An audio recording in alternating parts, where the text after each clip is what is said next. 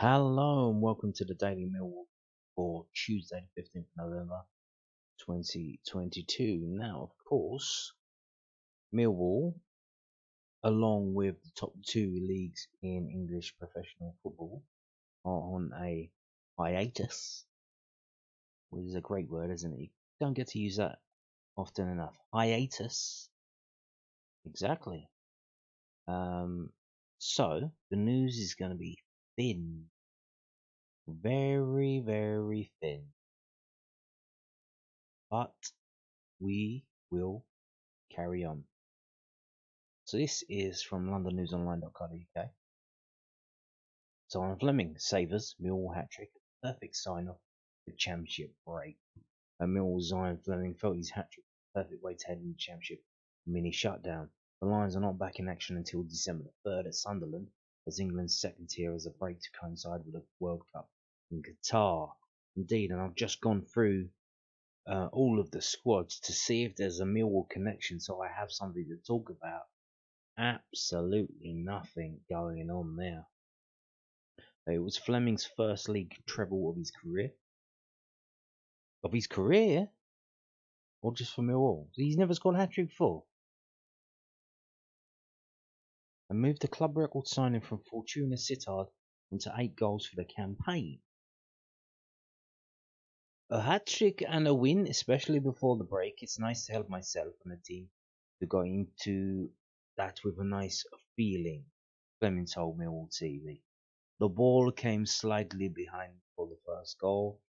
I first thought about screening the ball and setting it for Savs or someone else who came around, but because Savs made that run it opened up a bit of space.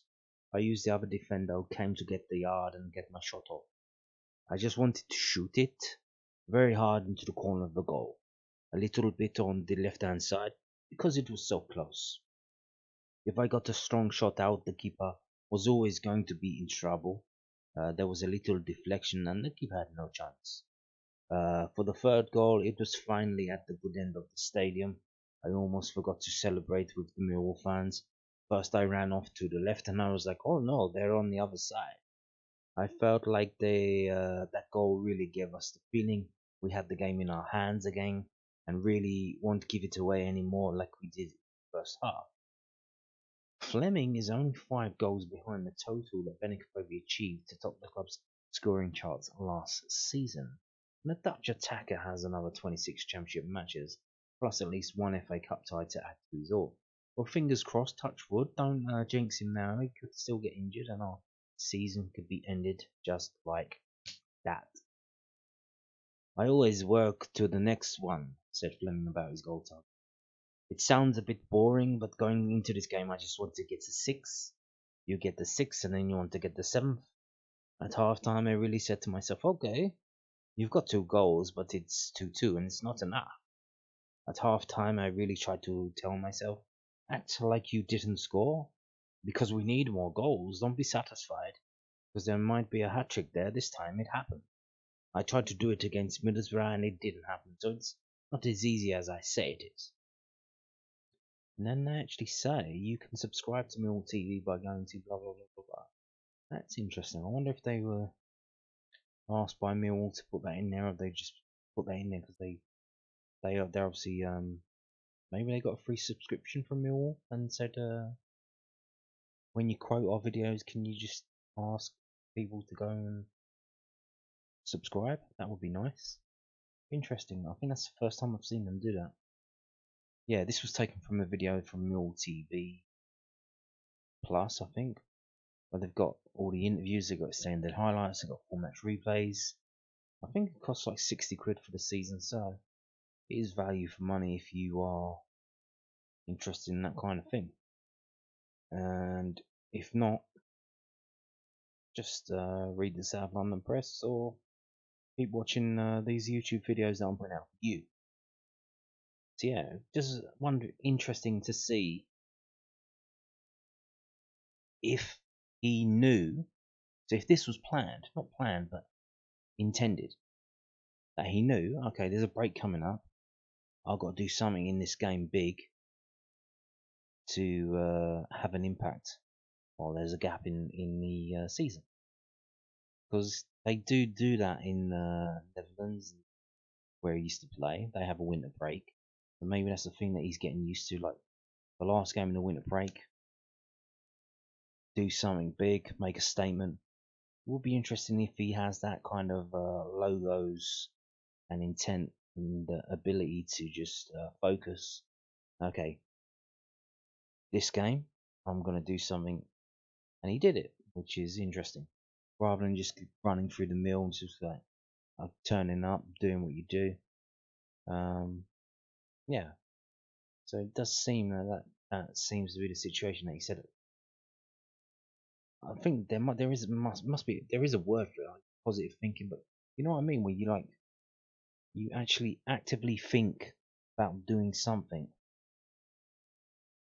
and doing it in a certain way, and then it happens at that manifestation, that kind of shit.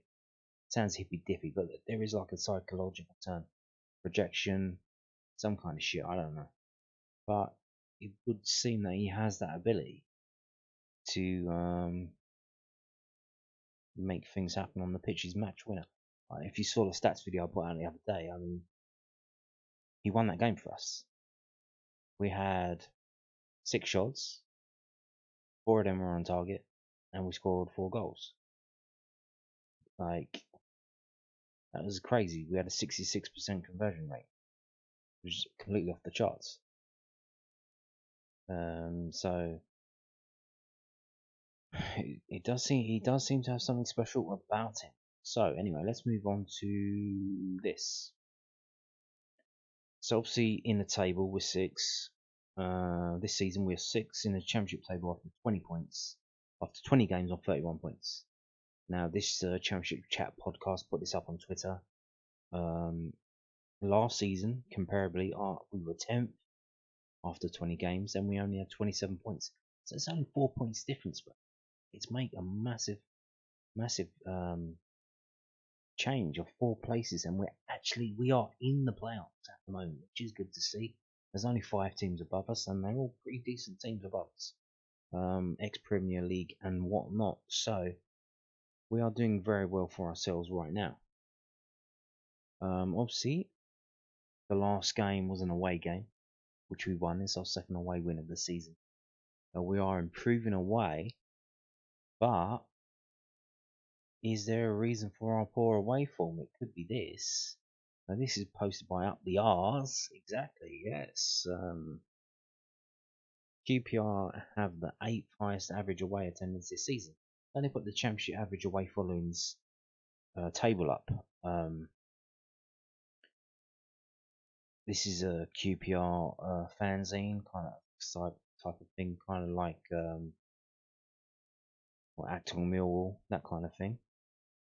We are bottom of the table for away fans, partly because we are the furthest south and east team. We're right down there. The trains have been shit this season. I mean, the fans who went to Preston and saw that after the game, that they were alright getting up there, and then on the way back, we stuck in Preston. I mean, what's going on? Not only that, we have the restrictions still in terms of needing to have either a season ticket or a membership, and a lot of people,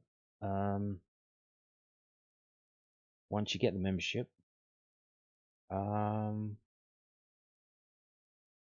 it's hard to get into the queue because all the decent seats, or most of the seats, get snapped up by the season holders, and they don't even trickle down to the members. So, and we don't. Our allocations are fucking dog shit anyway.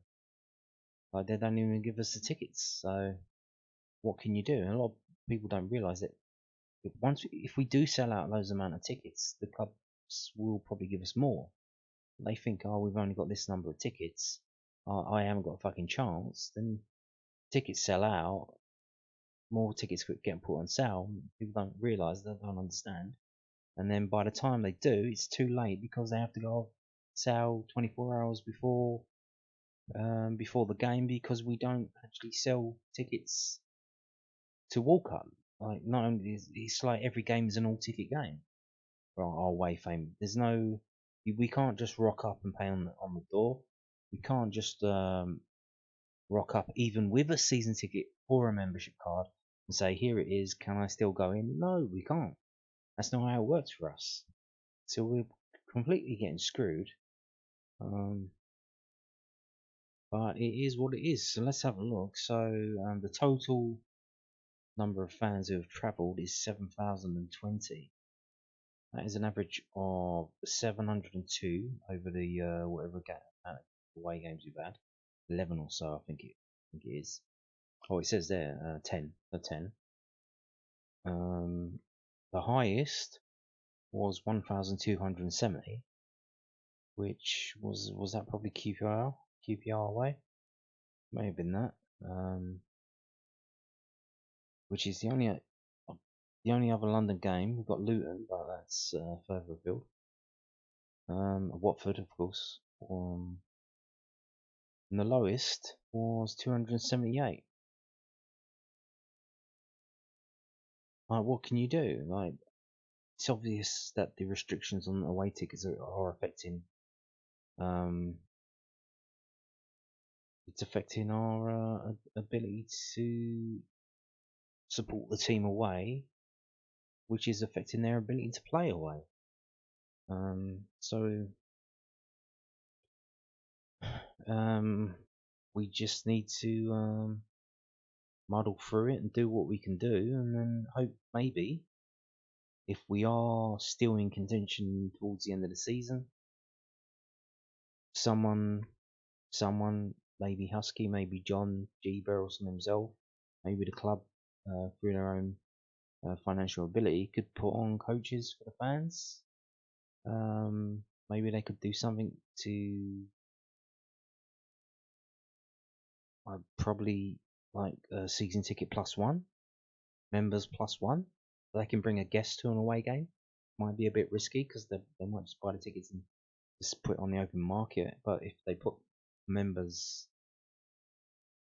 membership number on the ticket, that might be a thing to do. But I mean, we've got to do something because we can't let our away form derail this once in a lifetime or once in a generation opportunity that we have now. That's been built up bit by bit by bit as we go along. Been chipping away at this, getting better and better and better, and improving, getting in a better manager, getting in better players, trying to loan in some decent players from Premier League, and just continually improving, doing the marketing stuff at the club, all of that stuff, tours at the stadium, every little thing they're trying to chip away at and make it better. The training ground, new training ground, so much time, effort, and money has gone into putting in all the documents and stuff behind the scenes, and they've got it through. And they just have to get the final seal of approval, a few more hurdles, but it's basically there. And it's going to be state of the art. It's going to be absolutely brilliant. It's going to be just off the M25 and just off the M20, and that should help them attract even more players if it's easier to drive to. So we are getting better, and this is the one thing that's still sticking out like a sore thumb. How do we make this better? If you've got any suggestions, I mean, leave them in the comments below. What can you do here? What can you do? Like, we get treated like shit by away clubs, by away police forces, and like, we're not all like that. Not all Millwall fans are like that. You know, we're not what they think we are, and it's fucking annoying that they treat us like shit and they are able to get away with it. When you've got these fucking wallies sitting on the fucking Dartford Bridge and nothing fucking happens to them. It's a fucking joke. Absolute fucking joke. But what can you do? This is an obstacle that is in our way, and we need to find a way either through it, around it, over it, or under it. So yeah, what can you do about poor away attendances? Not only that, but I know a lot of fans are. I'm not doing it because I'm not really that tech savvy, but IP addresses. What do you call them? I forgot what they're called now. Where you change the IP address and you can pretend to be in another country. So a lot of fans are doing that. Loads of fans are doing that, and they're watching the away games on their computers at home because it's a lot easier. It's less hassle. You don't get treated like a cunt in your own house. Unless you're logged into certain forums, but there you go. What can you do? What can we do? Shall we pay a load of Albanians to turn up on the game and act as supporters cheering Millwall? I don't know what you do. It's crazy. It's crazy. Anyway, we're going to end today's video with this. Line of London Bridge, you fought off jihadis in Borough Market, publishes book. So this is from southwarknews.co.uk. So this is Roy Larner. I'm sure you all know who he is, but if you don't, you're going to get a little reminder now. It details his Peckham childhood, his love affair with Millwall FC, and the events surrounding that horrific night. Roy Larner, the man who fought off jihadis during the 2017 London Bridge terror attack, has written a book about his childhood, his heroics, and feeling let down by the authorities. Dubbed the Lion of London Bridge, Roy, who lives in Nunhead, fabulously shouted, "Fuck you, I'm Millwall," as he fended off the terrorists in Borough Market, giving people vital seconds to escape. His new book is also entitled The Lion of London Bridge. Details his Peckham childhood, his lifelong love affair with Millwall, and the events surrounding the attack. That night, on June 3rd, 2017, Roy single-handedly fought his attackers later, found to have been juiced up on steroids as they slashed his arms and neck. It is widely accepted that his heroics in the Black and Blue restaurant gave other diners vital seconds to escape. But the book, published last week, also tells the lesser-known story about the overwhelming feelings of hopelessness that Roy felt after. It details his dismay at being made to attend a prevent course designed to stop people from becoming radicalized by extremists. What? At one point, the book says Roy became so depressed that to stave off the nightmares came with sleep, he bought £100 of amphetamine. He was caught by police spending time in prison with people serving lifelong sentences, while he says the media wrongly speculated that he was a drug dealer, and he was eventually convicted of possession. Roy, who grew up on Peckham's Ledbury estate, has never received a bravery award or financial compensation, something the book details. I was only mentioned in the inquest 3 or 4 times, even though I was one of the main people who saved others. Police officers got the George Medal. All they did was the same as I was doing, but they had batons. More than 23,000 people signed a petition to get a George Medal for Roy. Some say he's been denied the honour because of allegations of racism. After the terrorist attack, a video from February 17 emerged, which showed him shouting racist abuse at anti-racism protesters in Edinburgh Castle and appearing to spit at a black photographer. Roy said my words were wrong and I apologise, but he questioned whether he deserved denied state recognition for his bravery. Indeed, it seems the worst thing you can be in this world is a racist. He also hasn't received any criminal injuries compensation, money given to victims of violent crime because of his unspent conviction relating to amphetamine possession. What has that got to what has one thing got to do with the other? Is this a joke?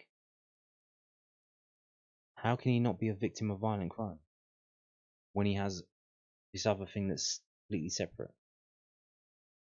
Roy writes, my sincere hope is that those with power will re-look at my criminal injury compensation claim and do the British thing, which is to be fair and reasonable in all things. Knowing all that I know now, I ask myself occasionally, would I do it again? What do you think? The book is now available for purchase, and it's called The Lion of London Bridge, Roy Larner, with Dean Rinaldi. So there you go. Obviously, Christmas time, a lot of books coming out. Payne's got books coming out. Roy Larner now with a book. So obviously, this guy hasn't been supported by the people who should be supporting him, which is an absolute fucking joke. So we have to do it ourselves. We have to look after him. So I buy this book and help him out. Yeah, there you go. And on that note, thank you for watching and goodbye.